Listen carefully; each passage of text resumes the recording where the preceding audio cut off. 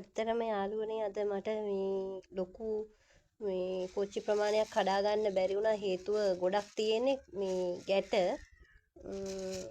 තව මේ ඒකට හේතුවක් තමයි මේ මගේ පැල ගොඩක් මං කිව්වනේ කලින් වීඩියෝ වල මගේ පැල ගොඩක් මේ නැති වුණා කියලා හේතුව මේ මෙච්චරයි මේ අද දැන් මේ සති දෙකකින් විතර වගේ කොච්චි කඩාගත්තේ මෙච්චරයි කඩා ගන්න පුළුවන් වුණේ. ඒකට හේතුව තමයි මම මීට වැඩිය නම් කලින් කැඩුවා කිලෝ දෙකක් වගේ කඩාගත්ත දවස් තිබ්බ හේතුව මේ තාම අපි පටන් ගෑම්මනේ. ඉතින් තාම කොච්චි පැල තියෙන්නේ. මේ අනිත් එක තමයි මගේ කොච්චි ගස් ගොඩක් මං කියවනේ මට නැති වුණා කියලා මේ අර පොහොර ප්‍රශ්නෙත් එක්කලා ඒ නිසා තමයි මේ කොච්චි අඩු උනේ. ගස් ප්‍රමාණය අඩු හින්දා අනිත් එක තමයි මේ තාම ගැට ගස්වල තියෙන ගෙඩි තාම ගැට තියෙන්නේ. ඉතින් මේ ගැට තව මදි. කරල් ලොකුවට පෙවුනට ඒවා තාම ගැට.